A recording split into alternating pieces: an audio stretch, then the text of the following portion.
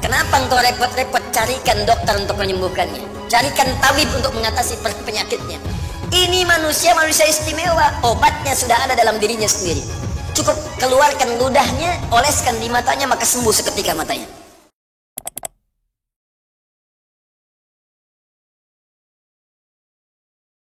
Ya, saya pernah sampaikan pada Anda di awal-awal jumpa kita membahas tentang ayat ini.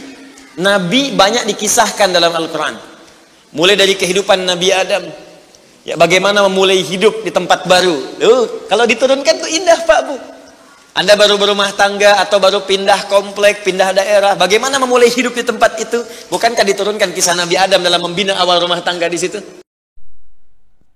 Oke, jadi di sini untuk masalah belajar dalam rumah tangga harus belajar kepada Adam dan Hawa, begitu ya Tat ya, bukan kepada Muhammad ya. Oke, lanjut. Mulai ke masa Nabi Ibrahim alaihissalam, mulai ke masa Nabi Musa, ke masa Nabi Daud, Sulaiman, sampai dengan ke Isa. Kemudian diselingi dengan kisah Nabi Ayub alaihissalam ketika merasakan sakit. Disempurnakan dengan kisahnya Nabi Yunus alaihissalam ketika dijahili di lingkungan pekerjaan. Oh, jadi jika umat Islam dalam masalah harus belajar sama Nabi Nuh, begitu ya Tat ya. Oke, saya izin nyimak dulu ya Tat ya. Lanjut. Mulai ke masa Nabi Ibrahim alaihissalam, mulai ke masa Nabi Musa, ke masa Nabi Daud, Sulaiman, sampai dengan ke Isa. Kemudian diselingi dengan kisah Nabi Ayub alaihissalam ketika merasakan sakit. Oke, bentar. Kok kenapa ya semua yang dijadikan teladan umat Islam harus dari Bani Israel semua? Makin bingung kan? Oke, lanjut deh, gak apa-apa. Disempurnakan dengan kisahnya Nabi Yunus alaihissalam ketika dijahili di lingkungan pekerjaan. Oke, teman-teman catat ya, kita harus belajar dari kisah Yunus ketika menghadapi masalah kerjaan. Kemudian juga ditambahkan dengan kisah Nabi Zakaria ketika berumah tangga belum dapat keturunan. Ada semua kan? Oke, kalau kita belajar dari Zakaria mengenai kita tidak diberikan momongan, maka kita harus sabar dan sampai tua. Jadi tidak mengambil keputusan untuk poligami ya, kalau belajar dari Zakaria begitu. Siapa yang nggak pernah sakit di sini? Pasti sakit. Bukankah ada yang sudah berkeluarga belum ada keturunan? Pasti ada. Bukankah ada orang yang kemudian berbisnis ada banyak saingan yang kadang melukai? Pasti ada. Makanya diturunkan role modelnya untuk kita ikuti. Dari mulai bacaan zikirnya, doa-doanya, cara menyikapinya, sampai juga diberikan oleh Allah jalan untuk menyelesaikannya. Iya, gimana Tat? Kira-kira nabimu bisa memberikan teladan apa kalau umatnya mengalami hal yang Ustadz katakan tadi? Ada. Dan yang paling indah, semua aktivitas nabi-nabi itu semuanya dikumpulkan oleh Allah, kepribadiannya, keteladanannya pada satu orang nabi saja, Nabi Muhammad sallallahu alaihi wasallam.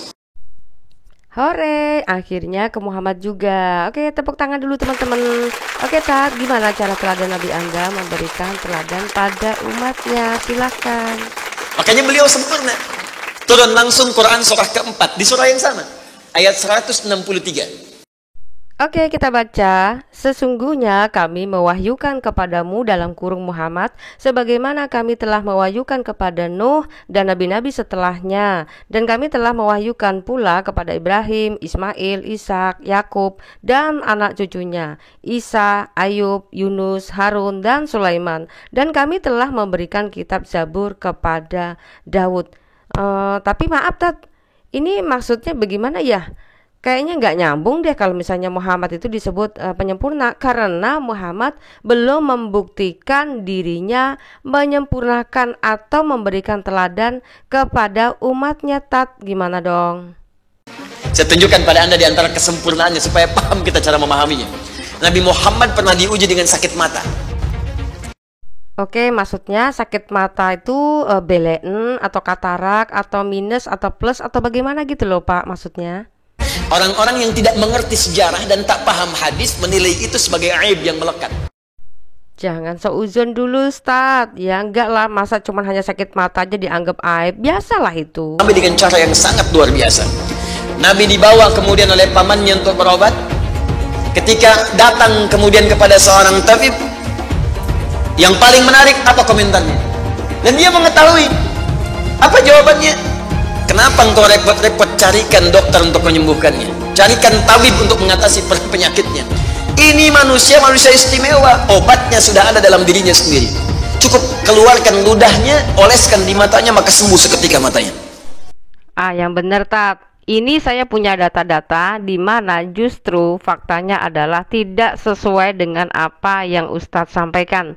Saya punya data-datanya tercatat di sini, teman-teman mungkin bisa mencatatnya ya. Dan ternyata sakit yang dimaksud oleh Pak Ustadz tadi, Muhammad mengidap sakit belen. Jadi kalau yang namanya belen itu ya itu memang mudah, nggak terlalu dianggap susah lah. Penyakit kayak begitu kalau pagi-pagi biasanya kita waktu masih anak-anak itu ngalami lengket ya di mata. Ibu saya ngajarin untuk kasih ludah supaya bisa basah dan bisa melek, itu maksudnya begitu ya. Nggak juga kok mesti harus sakit parah. Dan ini contoh kenabian sempurnanya di mananya begitu loh. Bacaan zikirnya, doa-doanya, cara menyikapinya, sampai juga diberikan oleh Allah jalan untuk menyelesaikannya. Ada. Dan yang paling indah, semua aktivitas nabi-nabi itu semuanya dikumpulkan oleh Allah, kepribadiannya, keteladanannya pada satu orang nabi saja, Nabi Muhammad SAW. Makanya beliau sempurna. Bentar ya Tat ya, kok saya makin bingung ya. Maksud teladan para nabi yang dikumpulkan itu maksudnya gimana? Apa hubungannya dengan kesempurnaan Muhammad? Kalau toh pun teladannya masih mengambil para nabi dari bangsa Israel gitu loh Tat. Makanya silahkan Anda cek. Nabi Ayub sakit, bukankah Nabi Muhammad juga sakit? Oh maksudnya soal sakit itu menjadi tanda kenabiannya Muhammad begitu ya Tat ya? Kok malah jadi tanda aneh Tat? Dan saat sakit Nabi mengajarkan doa. Bahkan kata Nabi kalau ini dibacakan dosa diampuni. Oh jadi doa hafalannya itu bisa menyembuhkan orang sakit, sekaligus itu bisa menjadi pengampunan dosa buat manusia gitu ya Tat? Ya, ada seorang Nabi yang pedagang, pekerja. Bukankah Nabi juga pernah berdagang? Wah kalau cuman hanya dilihat dari pedagangnya, banyak pedagang bang. Termasuk nih si abang jualan cilok ini bisa ngaku nabi dong kalau misalkan nabi dilihat dari pedagang. Iya kan? Ada Nabi Ibrahim pernah dilempari diusir, bukankah Nabi Muhammad dilempari di Taif dan diusir dari Mekah? Oh kalau cuman hanya kasus orang yang dilemparin batu banyak Tat ya, tapi nggak mesti dia merasa jadi nabi sempurna ya. Bisa jadi dia dilemparin batu oleh karena kayak anak ini ya, dia nyolong mangga Tat, atau barangkali nyolong sendal jepit ya kan, itu bisa jadi itu. Nih belajar dari Rasul Paulus nih Tat ya, 2 Korintus 11 ayat 25. 3 kali aku didera, 1 kali aku dilempari dengan batu, 3 kali mengalami keram kapal, sehari semalam aku terkatung-katung di tengah laut. Ini dikarenakan dia mengabarkan kabar baik Injil Yesus. Dan juga Yesus mengalami hal ini di Yohanes 10 ayat 31. Sekali lagi orang-orang Yahudi mengambil batu untuk melempari Yesus. Karena apa? Yesus mengaku Tuhan, mengaku anak Allah. Nah makanya orang Yahudi dan Farisi dan ahli kitab melempari batu Yesus. Nah sedangkan kalau Muhammad gak tahu alasannya apa, kan aneh. Nabi Muhammad dikejar-kejar sampai bersembunyi di Gua Tur. Ada semua. Nabi Isa diancam dibunuh, mau disalib. Nabi Muhammad dikejar oleh 100 pemuda pasukan khusus. Kalau dibandingkan Isa dalam Quran pun ya, Isa itu adalah sebagai yang terkemuka di dunia dan akhirat. Isa juga dia adalah sebagai hakim bagi dunia gitu ya. Dan dia lahir bukan dari benih manusia. Begitu juga dalam kehidupannya dia menunjukkan dirinya adalah seorang yang suci. Tapi pertanyaannya adalah Muhammad, ini kenapa dia dikejar-kejar sama pasukan khusus begitu loh Tat? Oke, karena ceramahnya sudah selesai ya, teman-teman mungkin bisa akan menyimpulkan sendiri ya, mana sih yang disebut Nabi penyempurna. Bahkan dia sendiri tidak sanggup untuk memberikan teladan yang sempurna bagi umatnya, lalu kemudian orang-orang mengimani dia begitu luar biasa. Ya itu terserah masing-masing ya.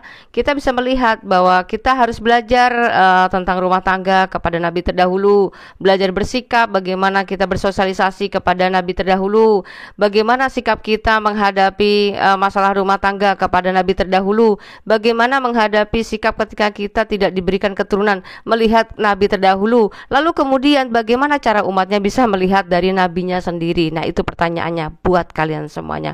Oke, sampai di sini dulu teman-teman ya. Semoga bisa menjadi berkat buat kalian semuanya. Kiranya Tuhan Yesus memberkati kita semuanya, dan tunggu video-video saya berikutnya. Salam, Tuhan Yesus memberkati.